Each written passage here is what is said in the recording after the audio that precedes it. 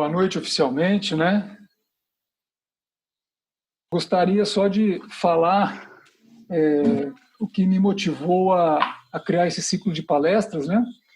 Desde quando a norma de gestão de ativos começou no Brasil, existe um grupo que vem trabalhando nela, eu faço parte desse grupo, do Comitê 251 e diversos outros comitês, e o foco de cultura e liderança é um foco onde todo mundo discute a importância, todo mundo tem a percepção da importância, mas raramente você vê como desenvolver o processo focado na cultura e liderança. Por conta da minha experiência de trabalho, dos meus trabalhos realizados nesses últimos anos, eu conduzo esse processo, né? Que dentro desse comitê, sou professor do MBA da cadeira de Pessoas, Liderança e Cultura, de Gestão de Ativos, e a gente está procurando trabalhar todo esse processo. Mais recentemente, a Sabesp, a Metropolitana Oeste, uma unidade da Metropolitana, entendeu a importância de começar a implantar a gestão de ativos através da cultura, e aqueles trabalhos que a gente faz em processos organizacionais, nós estamos fazendo dentro de uma visão sistêmica. Isso vai permitir mostrar bastante resultados sistêmicos ao longo do tempo. Daquilo que eu tenho notícia, a gente acompanha o mundo da gestão de ativos, é a primeira empresa no mundo que está começando com essa abordagem. Então, não estou trabalhando sozinho nessa abordagem, nós temos um grupo de 2 consultores, o Emerson e o Carlos, que estão comigo, como eu disse antes, e isso vai ajudar a gente, vocês todos, a cada vez mais terem uma tangibilização. Ao longo dos ciclos, em algum momento, eu vou trazer as pessoas para explanarem um pouco dessa experiência para vocês. Tá bom? Então, o que me fez fazer esse ciclo é que eu estou preparando um processo de formação de lideranças para a gestão de ativos. Mas, mediante a última live com a Abraman e os feedbacks que eu recebi, eu entendi que era importante a gente passar pelo processo inteiro, olhando o processo da evolução da gestão de ativos, da situação cultural para a situação futura desejada, dando um olhar de cultura e liderança para que nós pudéssemos ter pelo menos um outro foco, que não o foco da gestão, mas também da liderança. Ok? Muito bem, então essa segunda palestra, Entendendo a Maturidade e Conseguindo Aliados. Aliados porque toda vez que a gente começa a enxergar os porquês, a gente começa a fazer, algumas pessoas começam a fazer conexão com a visão daquilo que nós estamos pretendendo mostrar. E os aliados, eles começam a partir daí. E sempre num processo de mudança, eu conseguir aliados é fundamental para a construção da mudança. Tudo isso, eu estou pegando de novo aquele slide da primeira palestra, falando assim, né? Como liderar um processo de mudança, porque tudo isso é um processo de mudança, e alcançar resultados sustentáveis para todas as partes interessadas. Eu estou sempre relacionando mudança cultural com resultados sustentáveis. Então, eu gostaria que isso ficasse muito claro para a gente. Se a gente quer resultados sustentáveis, tem que ter mudança cultural. É uma relação direta. Tá? É uma premissa do trabalho. Sem mudança cultural, acontecem os resultados, sim, mas eles não são sustentáveis. E a gente vai entendendo cada vez mais. E aí, eu retomo de novo aquela frase que todo mundo tem consciência, mas poucos usam. Se eu quero resolver os problemas repetitivos que eu tenho na minha organização, eu não posso usar o mesmo jeito, a mesma forma de pensar, a mesma forma de agir. Se eu colocar só mais pressão, eu vou ter mais resultado, mas quando eu cessar a pressão, o resultado volta. Eu acho que todo mundo já tem um exemplo desse no seu dia a dia. Se isso acontece, eu tenho que mudar a forma. Então, esse é o convite para a gente olhar uma forma diferenciada.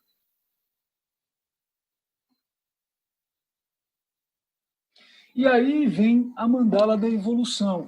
Essa mandala da evolução é a mentalidade para a gestão de ativos. É como eu penso e como, não porque eu penso assim, porque eu aprendi ao longo do tempo que existe um arquétipo de pensamento que leva a gente a ter uma melhor gestão e uma melhor condução através de liderança. Eu simplesmente coloquei esse arquétipo em forma de mandala para poder começar a transferir o know-how. Então, tudo começa do lado direito aí de vocês com a criação de futuros almejados. O que eu quero com a gestão de ativos, no caso, no curto, médio e longo prazo? Que tipo de futuro que eu quero? Aonde eu desejo chegar em termos de resultados e para as partes interessadas e em termos de satisfação de todos os colaboradores, satisfação de todos os acionistas. E do lado direito, o lado esquerdo é o resultado propriamente conquistado, que é, se eu conquistar aquele resultado, vem a prosperidade das partes interessadas, a prosperidade da empresa, e em um último nível de maturidade vem a evolução social.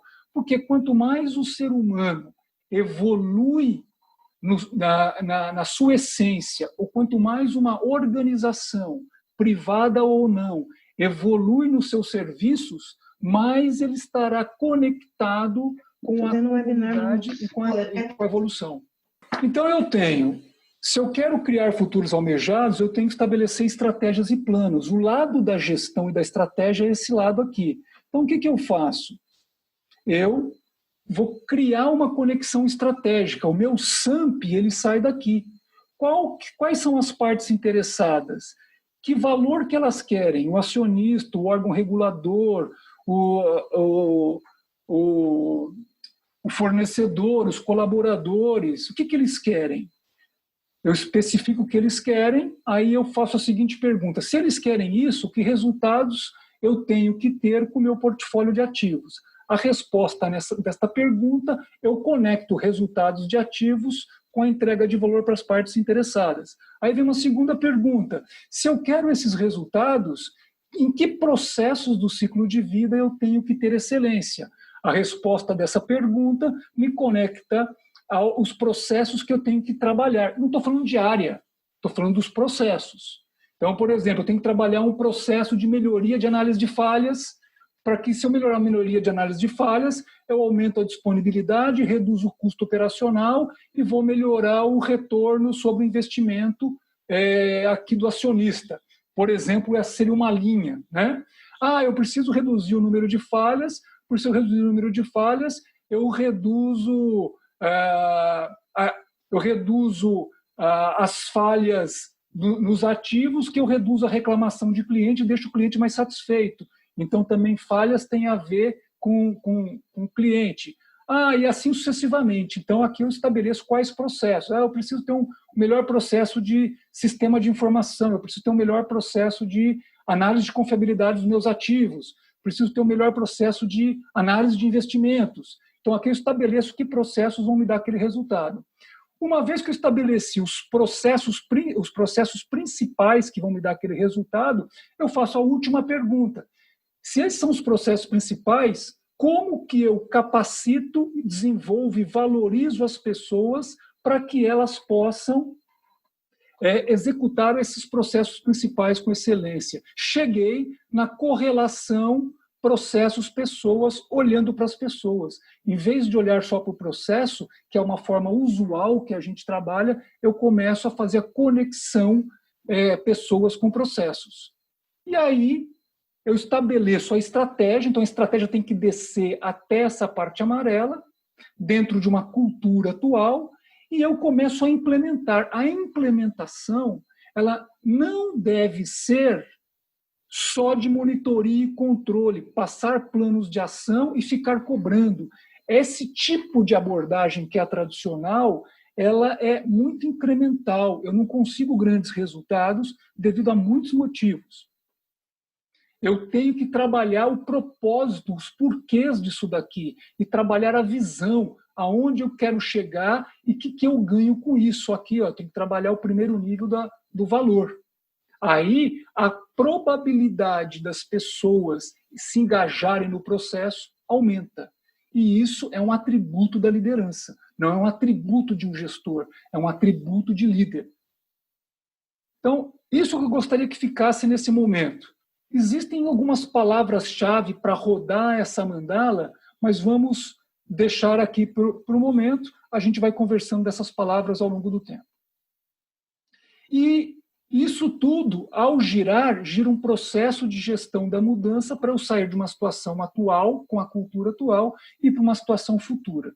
O grande desafio, como eu disse na última palestra, é a gente ter isso de uma forma sistêmica, porque a gente encontra pedaços dentro das organizações, a gente encontra lideranças de todos os níveis que fazem isso acontecer, só que é ela, e não é o grupo de líderes, ou a equipe de líderes como um todo. Esse é um dos grandes desafios, como tornar uma pessoa num grupo de pessoas com o mesmo jeito de fazer acontecer. Muito bem. E aí a gente vai para os estágios de maturidade de gestão de ativos conforme IAM. A norma ISO 55000, por ser uma norma ISO, ela não tem uma métrica de maturidade. Nenhuma norma ISO existe métrica. Nós pegamos as métricas das Abramãs da vida, no caso, o IAM. O IAM estabeleceu uma métrica que o mercado aceitou como uma métrica bacana, e é quando vocês pedem para... Vocês mesmos fazem os seus estágios de maturidade, ou vocês pedem para as consultorias fazerem, é sob essa régua que elas mostram. Então, 0 é se eu não tenho nenhum processo dentro do modelo ISO 55000 estruturado, aqui consciente, que eu identifiquei que eu preciso, mas não comecei, em desenvolvimento, que eu estou começando a implementar, competente, que eu já tenho pelo menos o mínimo, que são os requisitos, implementado e rodando o arrozinho com feijão, com uma certa dificuldade aqui e ali, mas está rodando. Otimizando é quando isso já entrou no sangue, eu já começo algumas práticas que são importantes para mim a virar melhores práticas e já começa a virar cultura. E a excelente é quando isso já virou cultura de uma forma bem bacana e eu já pratico as melhores práticas. Esse é o olhar da gestão, onde normalmente se faz uma análise de maturidade conforme os requisitos da 55000, sai um gráfico de maturidade, né, como um exemplo qualquer aqui, e aí se estabelece a estratégia de implantação. Faz-se a estratégia, estabelece os objetivos, os planos, implementa os planos dentro de portfólio do escopo coberto e dentro do sistema de gestão, faz avaliação e mede a satisfação das partes interessadas. Aí eu pergunto, dentro desses processos que a gente atua, nós estamos numa palestra para incomodar mesmo, né? Cadê o plano de mudança cultural? Então, essa é uma primeira pergunta que eu gostaria que vocês já refletissem. Vocês têm um plano de mudança cultural? Se não tem, vai virar um plano de ação comum que vocês implementam normalmente. Se vocês já têm uma cultura propícia para isso, legal, vai ter resultado bacana. Se vocês não têm, haja esforço. E aí, eu começo a falar dos estágios de maturidade cultural da gestão de ativos.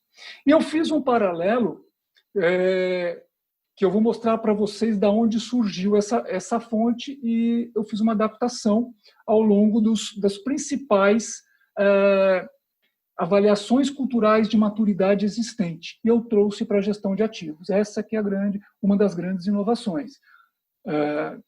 Então,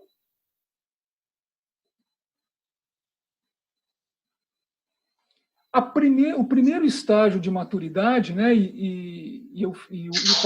depois eu faço um paralelo com a gestão de ativos, é o estágio de maturidade cultural, aonde tem uma gestão emocional, intuitiva, é orientada pelo pioneiro.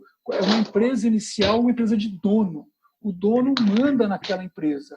Eu gostaria que vocês começassem a se identificar se vocês são estágio 1, 2, 3 ou 4. De antemão, adianto que toda organização tem alguns elementos que estão no estágio 1, outros no estágio 2, outros no estágio 3, outros no estágio 4. Isso é natural. A gente não é uma... Por favor, gente, tem microfone aberto aí mais uma vez.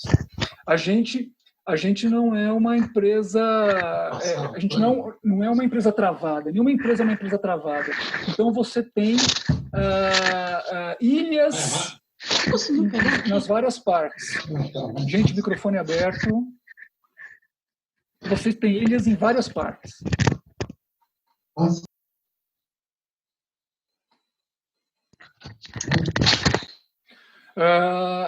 Então, eu vou caracterizando os 4 estágios e eu gostaria que depois vocês se vissem mais em que estágio? E aí vocês podem falar se é 1, 2, 3, 4, se é 2,5, se é 3,5, em que faixa que vocês acham de maturidade que vocês se encontram.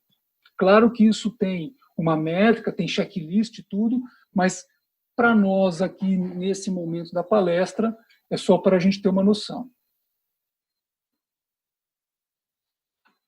A empresa, no estágio 2, já é chamada de dependente diferenciada, já tem uma gestão mais racional, uma gestão orientada para sistema. A empresa nível 3 é uma empresa que já tem uma gestão consciente e orgânica por processos. Ela já trabalha por processos. Não é aquela empresa do nível 2 que diz que tem processos, mas trabalha por departamentos. Nível 2 trabalha por departamentos. Nível 3 trabalha por processos. É orientada para os clientes e algumas partes interessadas. Já a empresa associativa, holística, é uma gestão de fluxo de energia com o meio ambiente. Ela já está integrada totalmente com as necessidades sociais e ambientais. Aquilo que é meio ambiente, as necessidades ambientais, necessidades sociais, ela já traz para os processos internos e rearranja os processos de forma a atender. Então, é orientada às demandas globais, autoconsciente. Tá? Ela é realmente orientada, não é que ela tem um ambiente externo, conhece o ambiente externo, e quando ela traz para o jeitão estrutural dela dentro. Não. Ela se reorganiza à medida que as demandas globais mudam. Aqui é só um gráfico ilustrando. Toda vez que eu passo de estágio, eu tenho a chamada crise. E a crise não necessariamente é algo ruim, porque a crise muitas vezes me chama para evoluir, me chama para mudar. O que acontece? Muitas vezes o que acontece é que muitas vezes eu encontro uma empresa de nível de maturidade 2, que vem trabalhando a gestão de ativos, conseguindo resultados. Basta mudar o gestor, que o gestor ele tem autonomia para muita coisa, inclusive para mudar a forma de fazer sem ver as consequências, que muitas vezes o número cai e volta tudo a estaca zero. Isso deixa a organização muito chateada. Significa que aquela cultura para aquele sistema que ela está implementando já não serve mais. Ela precisa evoluir essa cultura. Esse é um grau. Vamos seguir. Eu vou dar vários exemplos para a gente caracterizando. A pioneira é o dono, a identidade é do dono. Todos se conhecem, a comunicação, embora seja fácil, o organograma não existe ou não é seguido. Tem, mas não é seguido. Já a empresa dependente tem uma visão difusa. Você conversa com todos os níveis hierárquicos, eles têm uma visão diferente em cada nível, embora você tenha uma visão, uma missão, valores bem definidos que vêm lá do topo. As relações, elas são formais. Existe um organograma, a comunicação é formal e os funcionários têm padrões a seguir. Já a integrada, a identidade é claramente definida. Todos conhecem os objetivos comuns e a visão é compartilhada por todos. Tem uma ativa participação de todos. O aprendizado, a reflexão e o aprendizado é sistemático. Aqueles rituais de o que eu estou aprendendo com essa falha, o que eu estou aprendendo com este investimento errado, com este investimento certo, por que nós não acompanhamos o ciclo de vida do ativo, isso é discutido. É colocado numa conversa, num diálogo aberto, cada uma das partes fala abertamente sobre aquele assunto e muitas vezes não chega a uma conclusão na hora, mas tem um novo ciclo de conversa sistêmico até chegar numa solução. Uma empresa nível 2, ela não tem tempo para isso, ela não se vê com tempo para isso. É tudo desempenho, desempenho, desempenho, desempenho, não tem tempo para aprender. Né? Não tem tempo para aprender. A empresa 4, ela faz exatamente isso que a empresa 3, que o nível... Porque é evolutivo, certo, gente? Não é que o nível 3 esqueceu o nível 2. Não, ele vem trazendo coisas boas do nível 2, até arrastando algumas coisas que não são legais, mas já é preponderante no estágio de maturidade 3, isso que eu estou falando. E o nível 4, a mesma coisa. O sistema social já é ampliado.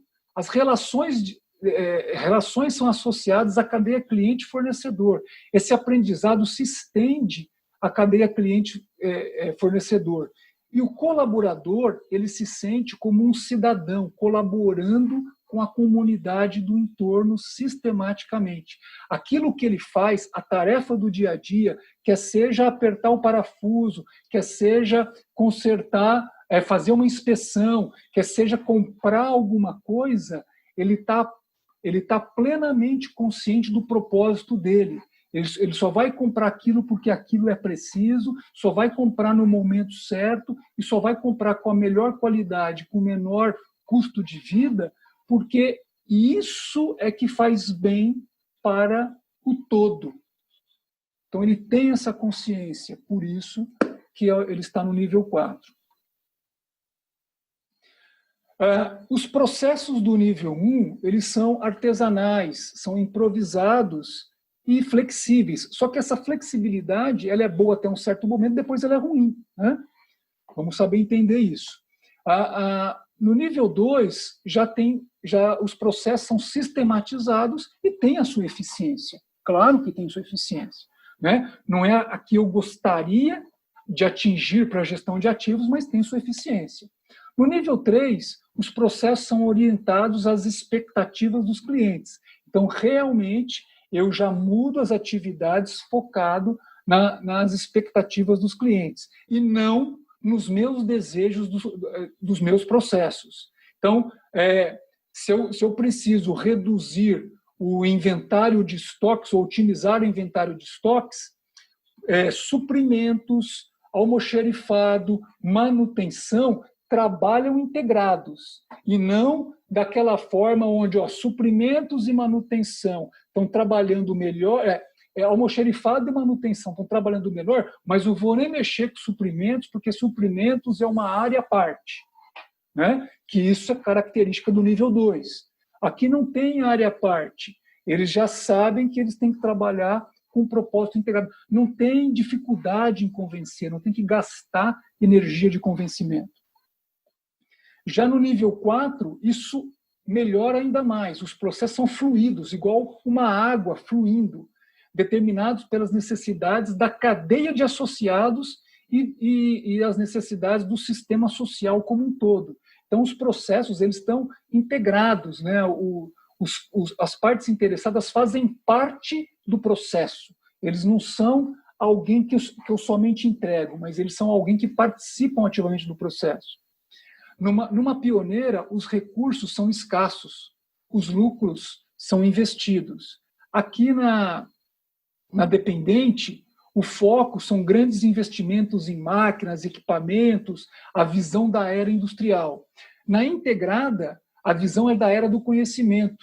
Eu invisto, sim, em grandes equipamentos, no processo do ciclo de vida dos equipamentos, sim, mas sempre focado na necessidade de conseguir melhores resultados e o líder ele trabalha com o ser humano. Ele não fica focado nos processos de investimento de capital. Ele fica focado em quem faz os processos de investimento de capital para que essa pessoa faça a melhor escolha. O líder para de olhar um pouco para as coisas e olha para quem. O foco dele é dar competência, dar tranquilidade, dar um ambiente inspirador para que as pessoas desenvolvam o seu melhor trabalho.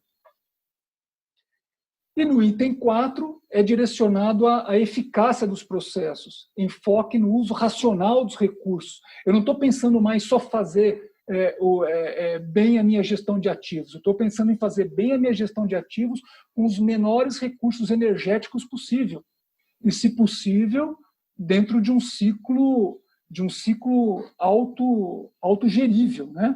Onde que eu não gaste energia e use a energia que eu gasto para retornar no sistema.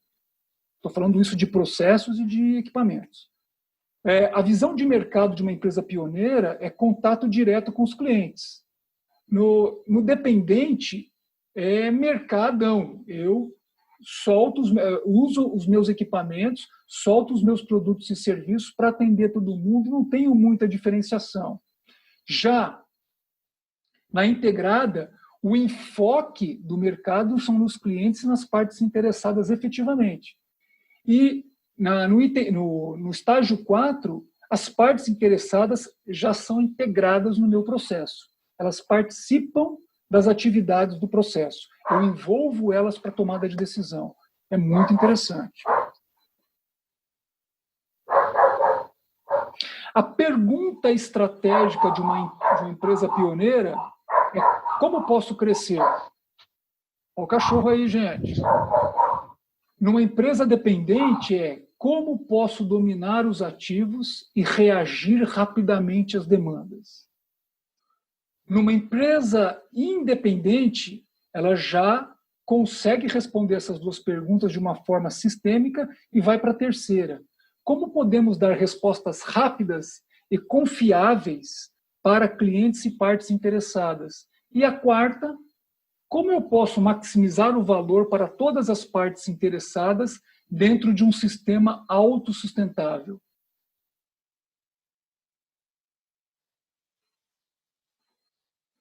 Olha, o sistema autossustentável, muito interessante isso, né? Repara nos desenhos, né? Aqui é algo orgânico, não tem forma. A forma se molda à medida das necessidades. Aqui já é orgânico, mas tem forma ainda, né? Aqui já bem hierárquico. E aqui é totalmente hierárquico, né? Topo. Em termos de... Ainda continuando, aqui os acidentes, no nível 1, os acidentes e falhas são aceitos. Acontece, fazer o quê? Compromisso com a produção, planejamento reativo de curto prazo, estilo de liderança autocrático, autoritário, paternalista. De quem eu gosto, eu dou tudo, de quem eu não gosto, a lei. Soluções instantâneas e milagrosas. Quem grita mais, leva. Aqui, no nível 2, acidentes e falhas já são justificados. Compromisso continua sendo com a produção. O planejamento existe de longo prazo, mas ele é falho. A mentalidade é funcional. A área que está, aquela outra área, eu enxergo ela, embora eu não fale, mas o dia a dia eu trabalho como um oponente. Lá vem aquele cara, ele vai... Evita, vamos comprar, manter um estoque aqui, porque se for lá para suprimentos é 3 anos. Então eu enxergo isso como oponente. Aversão a riscos e a mudança. Agora está dando tudo certo, não vamos mudar nada, pelo amor de Deus. Reforça a cultura vigente. Não. levamos muito tempo para chegar aqui, é assim que se faz. É assim, não tem jeito. Baixa confiabilidade dos ativos ou muitas vezes nem se conhece a confiabilidade. Cultura reativa reforçando comportamentos reativos. Aquele que apaga incêndio é o mais valorizado, aquele que trabalha com fatos e dados, que trabalha no computador é o carinha do ar-condicionado.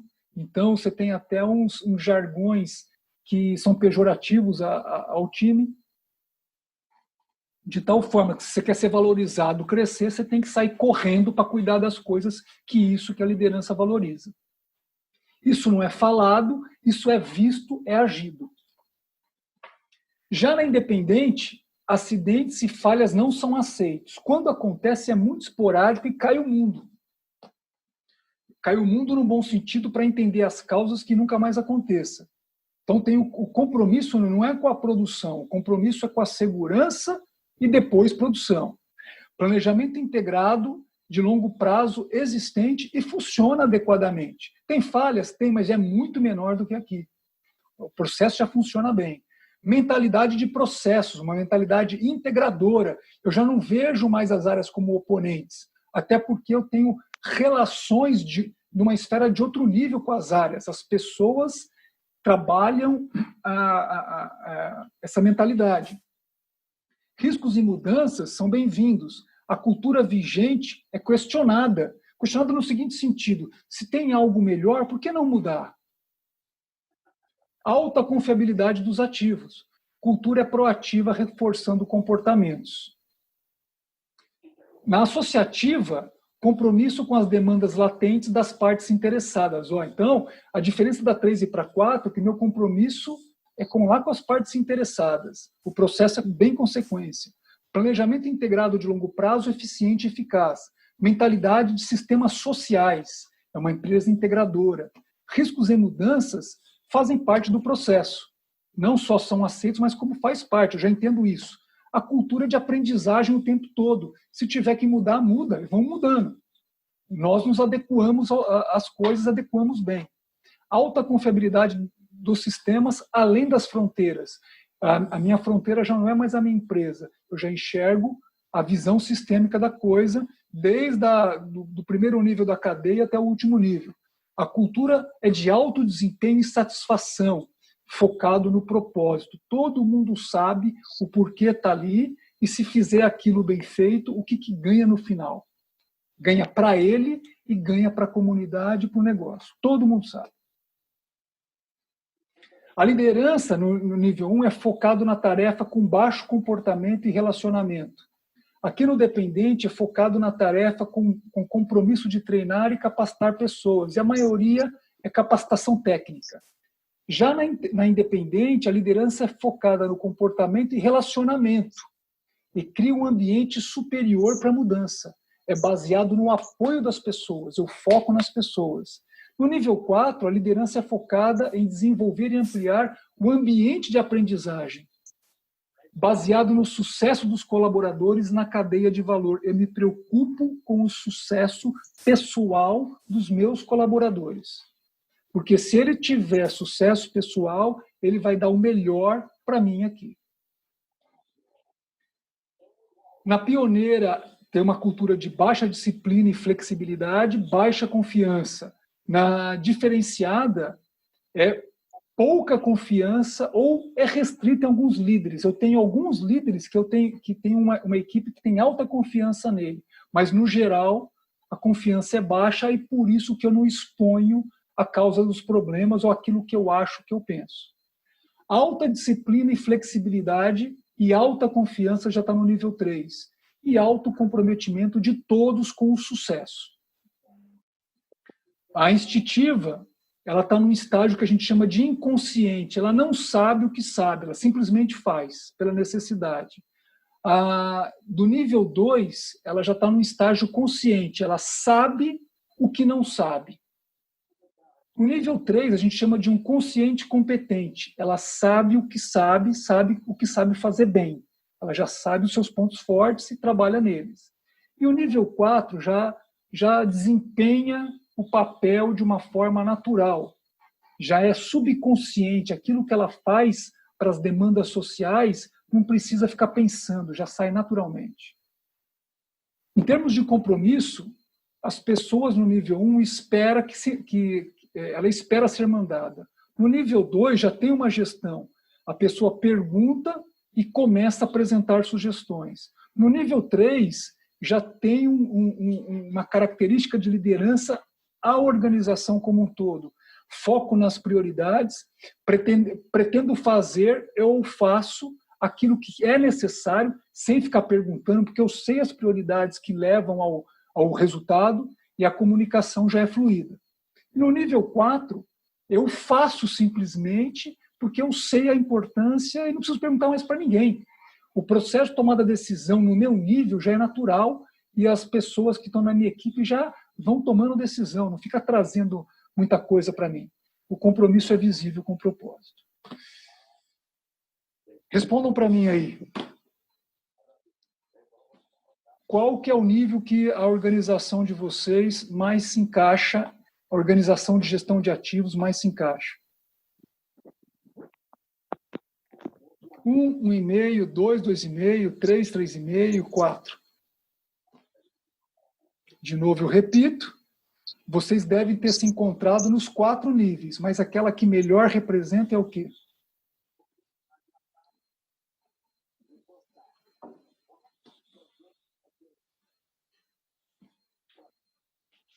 Já responderam? Depois eu vou compilar. Se vocês pegarem... Eu fiz questão, gente, como está sendo gravado e depois vai ser disponibilizado, eu fiz questão de colocar as principais características que a gente tem nos 4 níveis, porque se vocês se identificarem com uma, pega as características de uma e olha para elas de uma forma bacana. Pega as características do nível que você quer estar acima e olha para ela bacana. Você já começa a ter uma noção de que tipo de comportamentos e que tipo de pensamentos a empresa do nível acima que vocês querem estar tem que ter.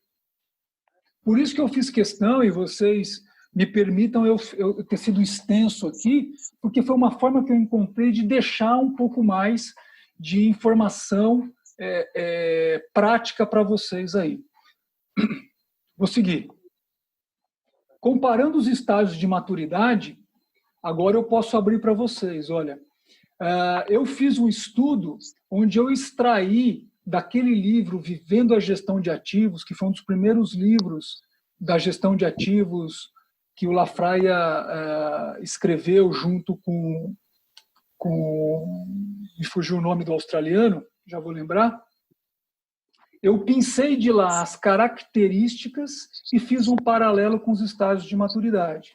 E os estágios de maturidade antroposófico, que eu sempre usei para trabalhar cultura organizacional, eu também fiz um paralelo. E esse é o paralelo. Tá? Então, é muito importante que eu tenha os 2 olhares, o olhar da gestão e o olhar da base para construir a gestão. Ok? Aqui no IAM tem 6 estágios. Aqui no nosso tem 4. Então, eu pintei aqui entre o estágio instintivo e o estágio dependente, eu coloquei aqui um laranja. E entre o estágio competente e o estágio excelente, eu coloquei aqui um verde musgo. Ok? Então, aqui, para que a gente possa fazer um paralelo do estágio de maturidade cultural com o estágio de maturidade em gestão. Isso é novo, tá? Isso não existe pensando em gestão de ativos. Estou trazendo em primeira mão para vocês. Muito bem. Aqui mostra quais são, já que a gente está falando de cultura, o que nós temos que trabalhar? Nós temos que trabalhar a introjecção de valor, se eu quero mudar de um estágio para o outro. Nós temos que trabalhar os nossos comportamentos. Vocês veem que o comportamento para o estágio 3, para o estágio 4, são comportamentos, formas de agir diferentes do estágio 1 e do estágio 2. Nós temos que trabalhar novos rituais. Eu espero que esteja que eu esteja sendo claro que eu tenho que trabalhar momentos de reflexão sistêmicas, que nas organizações, pelo menos na grande maioria que eu conheço, não existe. E se não existe momento de reflexão, não existe aprendizado. E se não existe aprendizado, não existe evolução. Nós não sabemos dialogar, a gente só sabe discutir tecnicamente, e quando um está falando, a gente não ouve, a gente está com a nossa cabeça preparando contra-argumentos para superar o outro. Então, enquanto existir só esse tipo de discussão, não existe aprendizagem, que não existe evolução. Então, nós temos que trabalhar comportamentos nossos e novos ambientes para a gente evoluir. E a infraestrutura cultural é toda a parte de pessoas que fazem a rádio peão, que faz o dia a dia acontecer. Nós temos que identificar essas pessoas, tanto os fofoqueiros, quanto os promotores de mudança cultural, e trabalhar esse pessoal para que eles nos ajudem. Outra infraestrutura são aqueles totens, aquelas pessoas que são reconhecidas como as pessoas que são os anciões dos processos. Então, nós temos que saber identificar essas pessoas no processo de mudança para atuar de uma forma estruturada com eles. Então, isso é um trabalho de evolução. E aonde a gente trabalha? Nesses 8 elementos da mudança aí. A gente trabalha com a liderança, que é o foco da nossa conversa. A gente trabalha com os processos, que é o recorte da gestão de ativos. A gente trabalha com a visão estrutural, porque vocês viram que cada estágio, a estrutura necessariamente vai ter que evoluir. A gente trabalha aprendizagem em equipe, que é algo difícil hoje em dia, né? Sentar e discutir não é aprender. Aprender é refletir sobre os problemas e evoluir para a solução de forma conjunta, não ter dono da verdade. A tecnologia é um facilitador ou dificultador. A gente vê várias organizações nível 2 com muitas tecnologias, mas pouca utilização da tecnologia para gerar aprendizagem, para gerar informação, para gerar aprendizagem. A comunicação é muito truncada e falha. Não estou falando da comunicação institucional, estou falando da comunicação entre áreas, entre pessoas, entre líderes, entre relações, é muito truncada. O respeito, a empatia são características que tem que evoluir. As inter-relações, para a gente parar de se ver como oponente, se ver como cadeia realmente de ajuda, cadeia de relacionamento, e recompensas, aqui tanto financeiras e não financeiras, que vão ajudar no processo de mudança. Então, quando a gente olha aquelas atributos que eu acabei de ler para vocês, a gente está olhando como são essas estruturas para que a gente caracterize a estrutura, esses 8 elementos da mudança, para fazer um plano de mudança cultural focado na liderança. Então, aqui mostra isso para vocês. Ó. A cultura, os 4 elementos da cultura com os 8 elementos da mudança vão me dando uma avaliação de maturidade e aonde eu quero chegar no processo. Também dá para fazer um gráfico radar de posicionar a organização naquele estágio e estabelecer um novo estágio. Então, vai e vem aquela questão. Aonde estamos em termos de desempenho? Aonde queremos chegar em termos de desempenho? Eu preciso olhar para a minha cultura. Aqui eu fiz uma representação de um círculo qualquer, e se eu quero chegar nesse desempenho, necessariamente eu tenho que virar um círculo de Soleil ou parecido com um círculo de Soleil. Não dá para andar só aqui se não andarmos na nossa mudança cultural. Imagina, pessoal, como essas pessoas se conversam entre elas, treinam entre elas, para chegar nesse nível de excelência que eles têm no Círculo de Soleil. Imaginem essas pessoas, como que é a relação entre elas no dia a dia, para que elas estejam num círculo normal. Eu fiz esse paralelo só para a gente entender que se a gente não evoluir relações, a gente não evolui processos de excelência. Então, esse é o desafio. E aí volta naquele reforço da cultura, né? A liderança, quem que faz isso acontecer? É a liderança, através da mudança de comportamento dela, que gera um ambiente propício a moldar comportamentos de suas equipes, que melhora os processos e os resultados são outros. Esse é o ciclo do desempenho e da melhoria da mudança.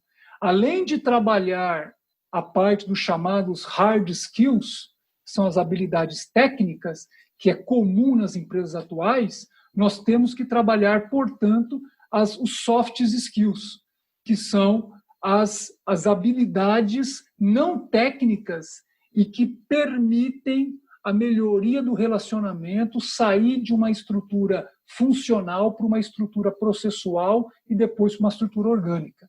Então, que tipos de habilidades nós estamos falando? Em tese, algumas delas são comunicação e habilidades de negociação, mas não é aquela negociação de compra e venda, não. Negociação de entender o processo de cada um e chegar no meio termo ideal para ambos. Habilidade interpessoal e empatia, que é se colocar efetivamente no lugar do outro e sentir a dor. Habilidade de liderança e gestão, que é essas que nós vamos entrar durante os ciclos. Empreendedorismo e initiative talking significa estar à frente e ser proativo naquilo que você está defendendo, né? Empreendedorismo é senso de dono, senso de propósito de estar fazendo aquilo. Adaptabilidade, aprendizagem contínua, então, estilo do nível 4, e habilidade para ensinar e treinar.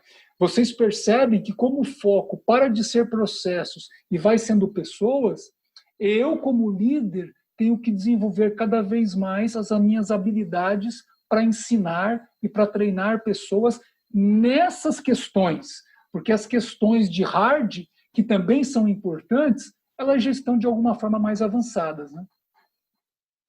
E aí eu volto a lembrar que eu gostaria que isso ficasse sempre para vocês. De tudo isso, nós estamos falando de 3 mudanças. Na forma como pensamos e agimos, na forma como nos relacionamos e na forma como nos comprometemos com um novo senso de dono, com um novo propósito. E como que eu trabalho isso? Como que começa esse trabalho? Esse trabalho começa com algumas disciplinas.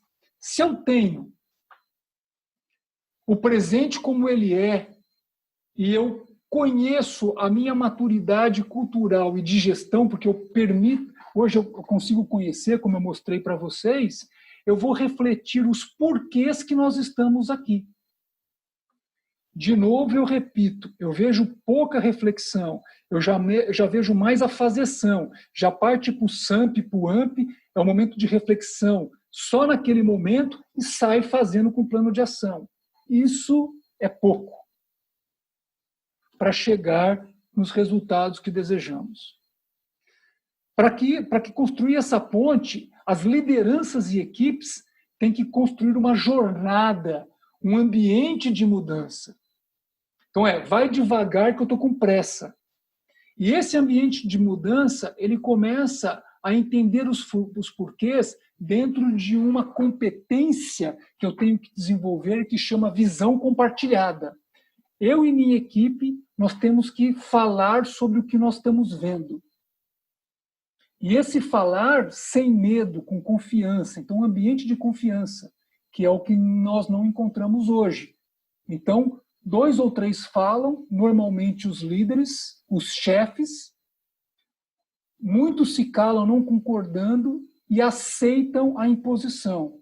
A mudança já corre risco a partir daí. Então, visão compartilhada é uma competência. A outra competência é a maestria pessoal. É eu olhar para mim e ver aonde eu posso ter responsabilidade nesse processo.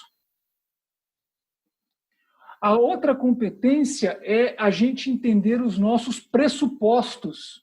Por que que a gente continua com falha repetitiva naquele sistema de ativos há 2 anos? Por que a gente não resolve o problema definitivamente? Por que nós continuamos comprando pelo menor preço? Porque nós pertencemos à Lei 8666. Errado, isso é um pressuposto errado. A Lei 8666 permite você comprar pelo menor custo do ciclo de vida. É você que não sabe estabelecer as práticas. É você que se acomodou na legislação, que tem a legislação como âncora para falar que não dá. Eu preciso entender os modelos mentais e compartilhar os meus medos aqui dentro desse ambiente para que a gente crie uma nova visão. E aprender enquanto equipe. Isso, quando a gente coloca um time multifuncional e cada um fala, poxa, olha, a visão patrimonial desta bomba é que se você não cadastrar ela dentro da tela XPTO, quando vier aqui o pessoal fiscal, nós vamos levar a multa. A multa que nós estamos levando esse ano é de R$1 bilhão de reais. Estou contando um caso real para vocês, pessoal. Então, quando eu compartilho cada visão para um ativo, eu aprendo e entendo a necessidade do outro. E aí eu construo o pensamento sistêmico. O que tudo isso impacta no negócio? Aí a gente constrói o pensamento sistêmico, o plano que vai sair daqui é outro. Completamente outro, que sairia se eu não crio um ambiente desse.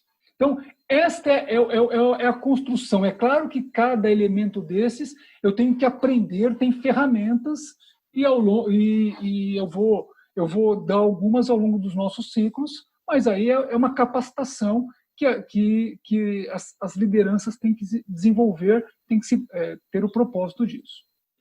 Então, aí vem a pergunta central: como promover o processo de mudança cultural? Já que eu sei diagnosticar a cultura atual, sei as características da cultura que eu quero estar para o desempenho que eu quero ter. Como que eu faço essa promoção?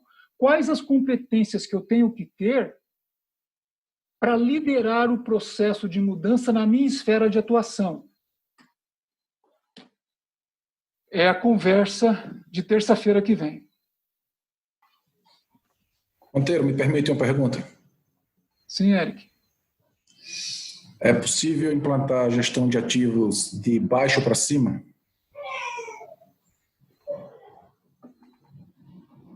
Se eu tivesse que responder, eu vou responder a resposta de consultor. Depende.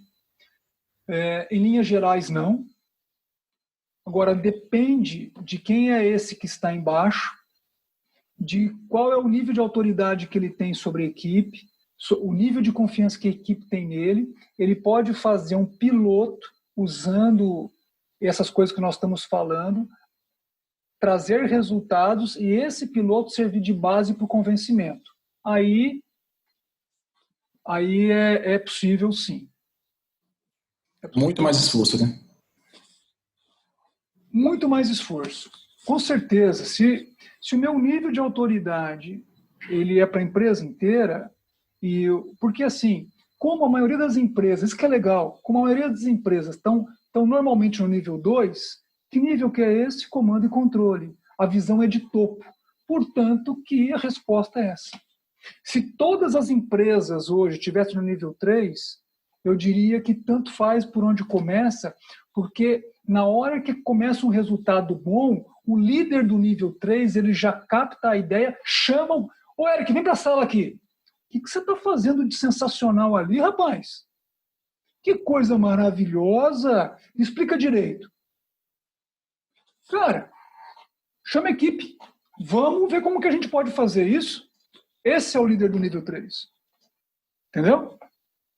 Ou, Eric, continua na sua aí, eu quero que você continue entendendo, pega os elementos todos, e no momento certo a gente chama a nossa equipe. mas o cara está atento às pessoas, às áreas, o que está acontecendo, e não só o cara, os. Essa é a diferença de conversa. Entendi, mas esse nível também é variável de setores e também não é constante por setores, não. Ele pode evoluir para o nível 3 e variar para cima ou para baixo, consequentemente. Exatamente. É aquilo que eu falei no começo. O grande desafio nosso é tornar a empresa mais caracterizada no nível. Hoje, em todas as empresas que eu vou, sem exceção, eu encontro áreas nível 3, áreas nível 4, encontro líderes excelentes, que são trabalham muito essas atividades de uma forma natural, é um talento nato da pessoa. Só que esse talento nato não é saber, a organização não sabe capturar e transformar isso em benchmarking. Obrigado, Monteiro, e parabéns aí pela apresentação. Obrigado, Eric. Depende muito também da maturidade do nível superior, né? Sim. Aquele medo que o cara do nível inferior é grande dessa equipe, né? Senão vai cair nisso, né? Sim. Pensamento antigo, né? Sim. Por isso que você tem que trabalhar, por isso que na medida em que a organização quer um sistema de gestão de ativos, porque empresas que estão no nível 2, que a grande maioria, né, estou dando característica geral, elas estão indo para a gestão de ativos porque elas entenderam que pode melhorar o resultado. À medida em que você pega isso, faz um diagnóstico da maturidade da gestão e também cultural, você mostra para a organização que comportamentos têm que evoluir para garantir resultados sustentáveis, porque todos os níveis, e principalmente lá de cima, já experimentaram de ter resultados e no ano seguinte cair. Todos. Então esse é um argumento muito bom, por isso que tudo que eu reforço, falo muito, reflitam sobre isso. Porque eu faço mentoria e coaching com muita equipe de alta liderança. E o que eles mais querem é resultados sustentáveis. Esses resultados que muda e cai o resultado, isso daí dá muito trabalho, muito trabalho. Então, se você entrar, esses são os comportamentos. Aí você tem que ter um outro trabalho, quem precisa mudar esses comportamentos primeiro? A liderança. Então, essa discussão, por exemplo, vou usar o case Sabesp aí, né? E tem gente da Sabesp aqui que pode me ajudar nisso. Desde o primeiro momento, a gente está conversando com todos os níveis organizacionais para identificar que cultura é essa. E a apresentação está sempre voltado a resultados / cultura, comportamentos. Então, a liderança hoje, já de 4, 5 encontros num mês e meio, já começa a entender que para ter resultados, os meus comportamentos têm que mudar, têm que evoluir enquanto pessoa e enquanto time de líderes. Porque uma das coisas mais difíceis que tem nas organizações é a alta liderança ser uma equipe. Eles são grupos. Mas uma equipe precisa ser formada para que lá embaixo se espelhe as equipes também. Então, é um trabalho de construção para um objetivo comum. Qual que é o objetivo comum? Eu ter mais resultado com menos esforço. Esse é o grande objetivo. Eu cansei de ter muito esforço. Está pegando na saúde das pessoas. Então, esses argumentos são argumentos que hoje são muito válidos. Aqui com a gente tem gestores de alto nível que eu estou vendo as reflexões deles. Então, se você trouxer argumentos, por que não mudar? Agora, esse tipo de discussão que nós estamos tendo, muito bem estruturada, com diálogos abertos, eu repito, são raras organizações que fazem isso de forma sistêmica. Como que você vai evoluir? Precisa de alguém ousar fazer diferente. Bom, parabéns pela apresentação, muito interessante o tema. Achei interessante a pergunta do colega ali, plantar de baixo para cima, né? De umas coisas diferentes. Mas realmente um desafio. A gente percebe que ainda tem que desenvolver bastante a cultura da empresa, a questão do que você colocou aí do piloto. Às vezes é uma forma de você mostrar uma coisa pequena, né? Você, a partir desse menor, você conseguir estender para outras áreas, mostrando um resultado, né? Mas muito interessante a palestra. Parabéns. Semana que vem estaremos aí de novo. Obrigado, Adrian. Semana que vem eu vou mostrar algumas competências. Vou mostrar todas, mas algumas eu vou centrar para dar exemplos de como a gente começa a capturar dentro da nossa esfera de atuação. Então aí vai cada vez mais. Aí tem que usar a fazer, né? Obrigado, Adrian. Muito bom. Boa noite aí. Tá junto aí. Um abraço. Outro. Fala, Virgílio, você quer falar? Não, eu fiz umas perguntas aqui no chat, né? Tá. Essa questão da forma da gente estar mensurando, né? Esse aprendizado, como que isso vai se tornar, como que a gente vai mensurar esse, pela tua experiência, né? A gente poder ser mais ágil num processo de implantação e mudança cultural, ou todas elas seguem um caminho assim meio que parecido, independente da empresa? Essa evolução da mudança. Existe um caminho meio parecido, né? Porque é a evolução das pessoas, né? Então, nós vamos mensurar de algumas formas. Falar de uma forma genérica, eu tenho medo da gente pegar um indicador e sair fazendo. O indicador ele vem daquela espinha dorsal. As partes, que valor que eu vou entregar para as partes interessadas, que resultados eu quero ter no portfólio, que processos que eu tenho que excelência e como desenvolver e valorizar as pessoas. Quando eu chegar no como desenvolver e valorizar as pessoas, a gente vai ter as métricas para cada empresa de como a gente está fazendo o processo de engajamento, o nível de participação.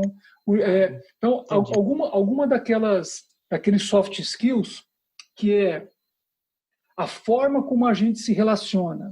Então, a gente vai perceber claramente, quando você senta, hoje você senta num ambiente de análise crítica e tem uma forma de relacionamento. Daqui a algum tempo você vai sentar num ambiente de análise crítica, você vai ter outra forma de relacionamento, outro tipo de conversa. E aí a gente vai fazendo, como que se mede isso? Através de entrevistas e através de feedback. O feedback é o melhor indicador. O engajamento das pessoas. A gente vai vendo cada vez mais pessoas voluntárias a participar das atividades de mudança. A gente vai construir ambientes de aprendizagem onde problemas que não solucionavam há 2, 3, 4 anos começam a ser solucionados. Então, muitas vezes, a medição ela vai estar muito relacionada com o processo, mas você vê que é por conta da mudança de comportamento. Por exemplo, o meu filho não estava estudando nada, estava tirando nota baixa. Bastou ele começar a ir na terapia ocupacional com uma psicóloga bacana que ele voltou a se interessar pelo estudo e começou a tirar nota alta. Você não precisa medir a quantidade de horas que ele foi na terapia. É um indicador que você não tem tempo para medir isso. Mas você sabe que a mudança comportamental se refletiu numa mudança de resultado. Então vão ter indicadores que vão ser consequentes. Só que a gente consegue enxergar a correlação, todos vão conseguir enxergar a correlação. Você vai falar, foi por conta da forma de olhar para o mundo que a gente mudou. Depende de nós. Só. Isso, e tudo isso. Ô, Monteiro, muito obrigado aí de novo pela oportunidade aí, pela apresentação excelente, né? é um privilégio tá ouvindo isso daí para a gente mudar. Isso vai fazer diferença, nossa diferença aqui da turma toda. Muito obrigado. Que bom, Virgílio. Bom, parabéns. Fico muito feliz, cara. Fico muito feliz porque é bom para todos. Sem dúvida. Um forte abraço, então. Outro. Beijão a todos aí. Beijo. Tchau, tchau. Chico, eu tenho uma perguntinha. Pois Vamos não, lá. Sônia. Deixa eu ver se eu entendi bem o todo, né? Você foi falando da evolução das empresas, então a empresa que está no nível 1, no nível 2, 3 e 4. E aí, o ideal é que a empresa esteja no nível 4, é isso que você está falando. Né? Uma pergunta, se eu estou nessa gestão de ativos, se eu estou focada na gestão de ativos, o ideal é que eu tenha uma empresa no nível 4. Aí eu te pergunto, para sair, uma empresa que está no nível 1 ou no nível 2, para chegar no nível 4, é todo esse processo de construção que eu percebo que vocês estão fazendo com a gente na MO. É isso mesmo? É essa a ideia? Então, a empresa não chega direto no nível 4, você passa pela gestão de mudança, gestão de cultura e, principalmente, pelo que eu estou percebendo, gestão de pessoas. Mais gestão de pessoas do que até que é isso que vai levar para as mudanças que a gente pretende. É isso mesmo? Estou percebendo direito? É essa a percepção? É esse o caminho? É exatamente esse o caminho. O nível 4 é igual a jornada organizacional, ela é muito parecida com a jornada do ser humano. A gente está sempre buscando o aperfeiçoamento através da gente se enxergar e tirar os nossos egos e cada vez mais evoluir. Os egos organizacionais, eles estão relacionados ao poder. Uhum. Quanto mais as pessoas olham para o poder para si, menor a chance da evolução. Sim. E mais problemas você vai trazendo para você. Então, você está com maior estresse, maior controle, as pessoas não performam igual, as pessoas estão desanimadas. Você tem diversos indicadores reativos que mostram isso, cada vez mais. Então, a natureza está forçando a evolução. Tem umas organizações que a natureza vai precisar forçar muito, ou seja, gente saindo, indicadores de desempenho caindo para ela parar para enxergar. E tem outras empresas que já estão percebendo isso e falam assim, opa, deixa eu começar a ir nessa jornada, que é no caso de vocês. E o foco são pessoas. Uhum. Quem mexe com equipamento são pessoas. Você pode ter certeza que 80% dos problemas repetitivos que vocês têm vão ser resolvidos quando as pessoas sentarem e falarem assim, esse problema aqui eu não quero mais. É uma decisão. Ô Chico, e aí a questão das habilidades que você comentou, né? Tem as habilidades técnicas e depois as habilidades comportamentais. A gente consegue melhorar isso nas pessoas? Ou é uma auto-melhoria? A pessoa que tem que ir atrás, ou a empresa consegue fazer essa... induzir ou ensinar de alguma forma essas competências, sei lá, comportamentais? Eu aprendi na minha vida que ninguém muda ninguém. Então... E aí, onde você alinha o propósito pessoal com o propósito da empresa e aí, entende? É o ambiente, é o líder que, sabendo disso, ele cria um ambiente para se engajar. Tá. Eu tenho um amigo que o filho dele estava com diversos problemas escolares. Saiu de 3, 4 escolas. Até ele chegar à conclusão de que o filho dele é um artista e ele ajudou o filho dele a encontrar uma escola de música, de produção musical, fora da cidade que ele morava. Ele também gosta de música, começou a ir com o filho dele, matriculou os dois. O filho dele hoje está adorando o que está fazendo. Então, cabe ao líder sentar com aquele grupo de pessoas e começar a discutir por que nós estamos aqui. Qual que é o nosso propósito? Exato. Por isso que a conversa é com a pessoa, não com o equipamento. Perfeito. Porque se a gente conectar o propósito de cada um à falha repetitiva daquele equipamento, os caras têm a solução. Uhum. Eles só não têm a autoridade, a liberdade para fazer algumas mudanças que quando ele te dá a solução, você fala assim, isso eu posso te deixar. Vai lá e faz. Vai acabar o problema. É muito o que vocês estão batendo da confiança mesmo, né? Dele ter a coragem de falar e não ser reprimido, alguma coisa assim. Bacana, bem legal. Exato. Bem bacana, bem positivo. Existe uma pirâmide, eu vou trazer no próximo evento, de construção de equipe de alto desempenho. De alto desempenho. A primeira... Eu fiz um trabalho sobre isso no meu MBA. Bacana. Não, desculpa, pode falar. Perdão. Não, isso aí, a primeira é a construção de confiança.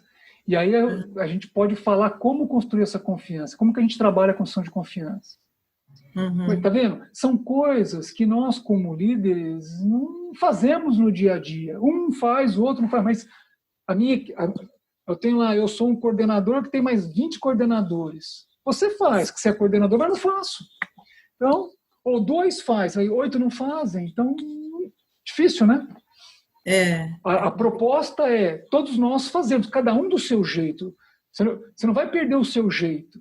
Você só vai começar a experimentar coisas novas e ter resultados melhores. Uhum. Bacana. Muito bom. Muito agregador. Eu estou amando tudo isso. Que legal, que legal. Obrigada, viu? Obrigada. Obrigado a você. Gente, obrigado. Compartilhem, porque esse conhecimento, quanto mais pessoas puderem estar envolvidas, melhor. E eu aguardo vocês na semana que vem. Perfeito, obrigada. Obrigado, tchau, tchau. Boa noite, tchau, Boa noite, gente. tchau.